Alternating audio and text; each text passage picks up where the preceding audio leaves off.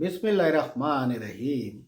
গ্রামের একটা কথা আছে, কোনো মানুষ যখন বিভিন্ন দিক দিয়ে ধ্বংস হয়ে যায়, পর্যায়ক্রমে তার শ্রীশ ধ্বংস আসে, তখন সাধারণ মানুষ বলে ওর সাইডিয়ে পুড়িয়ে আইছে।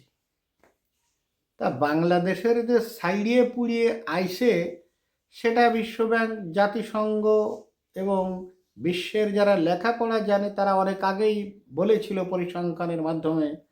আজ এটা সঠিকভাবে প্রমাণিত হয়েছে সপ্তম গণবিজ্ঞপ্তিতে, যেখানে ৬৭,০০০ পোস্ট খালি।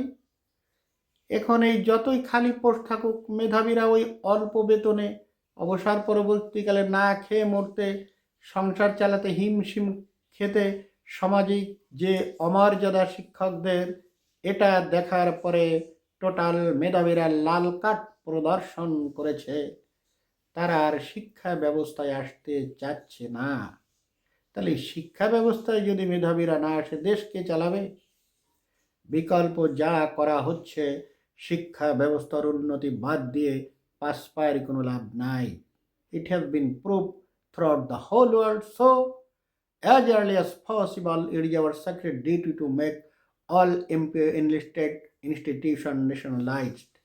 আমরা মনে করি মাত্র 11,713 জন সুপারিশপ্রাপ্ত হয়েছেন শিক্ষক হিসেবে, ৬৭,০০০ পোস্ট খালি।